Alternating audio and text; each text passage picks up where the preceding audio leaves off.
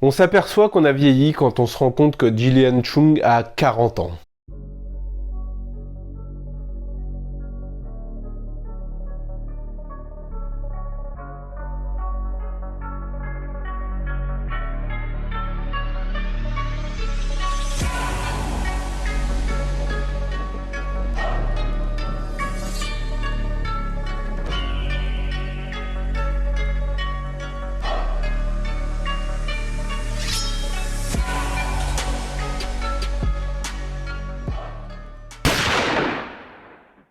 Salut à tous les amis, j'espère que ça va. Ça va moi, malgré le temps un petit peu grisâtre, mais bon je m'en fous, je suis en repos, donc qu'il pleuve, qu'il neige, qu'il vente, I don't give a fuck. On va se retrouver pour parler d'un film d'horreur hongkongais sorti en 2019, première réalisation de Ronnie Cho, et qui aura comme interprète principale Gillian Chung, qui comme je l'ai dit dans l'intro, va tranquillement sur ses 20 ans dans le game, puisqu'elle a déjà 40 ans, la vache. On s'aperçoit qu'on vieillit, hein.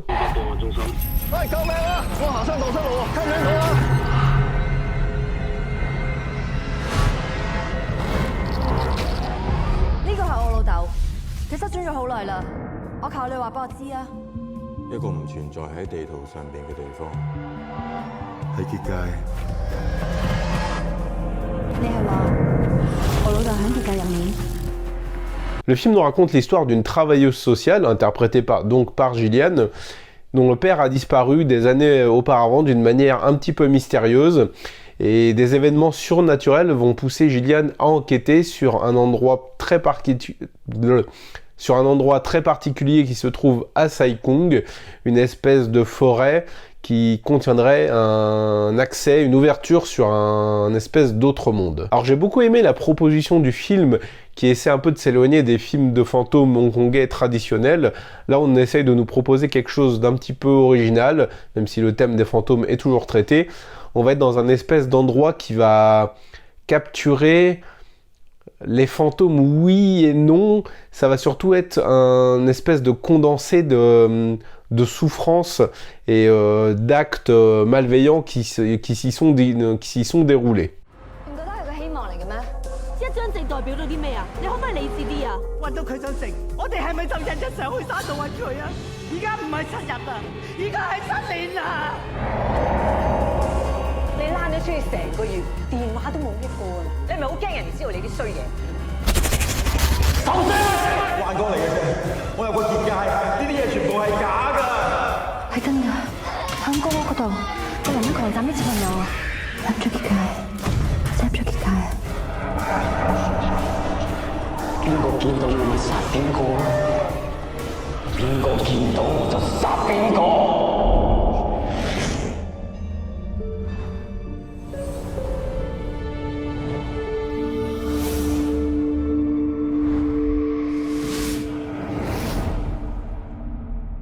Bon alors je comprends déjà pas comment en 2021 on peut encore avoir des scènes où vous savez l'héroïne va se réveiller d'un cauchemar, bien maquillée, le brushing bien fait, impeccable et tout.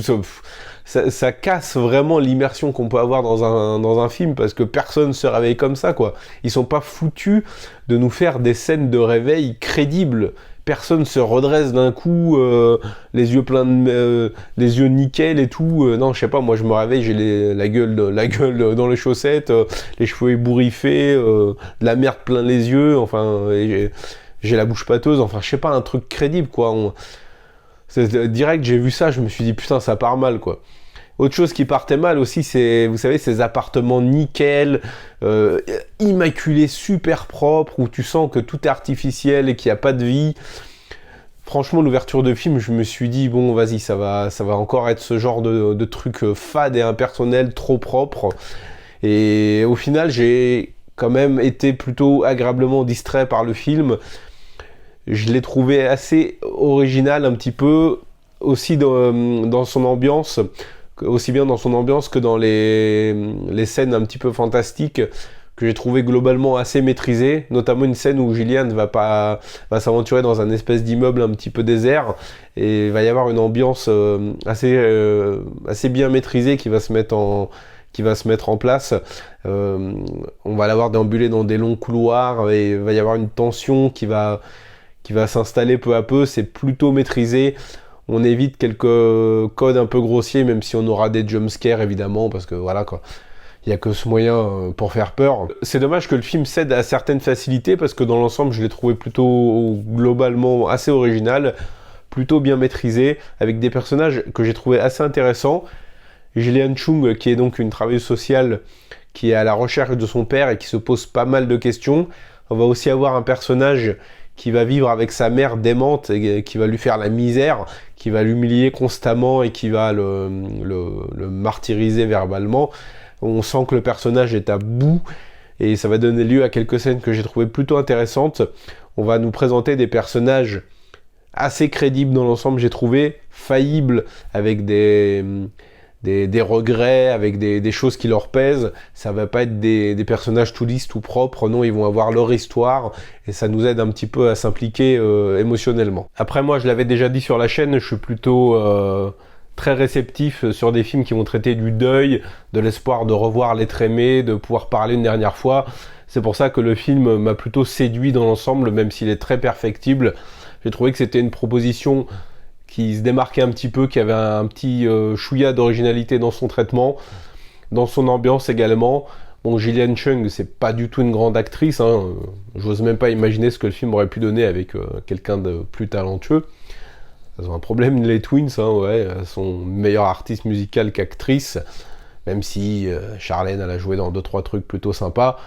J'ose pas imaginer ce que le film aurait donné avec une Chrissy Cho ou une Michelle Way, par exemple, là, ça aurait été absolument fabuleux.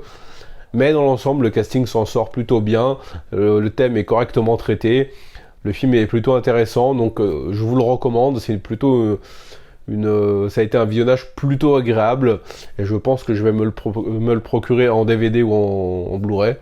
Il est disponible sur le site YesAsia et sur le site ddous.hk. Si vous l'avez déjà vu, je vous invite à me faire part de vos impressions en commentaire, dites-moi ce que vous en avez pensé, et moi je vous dis à la prochaine, on va vite se retrouver pour parler de cinéma asiatique, parce que vous savez que ça déchire.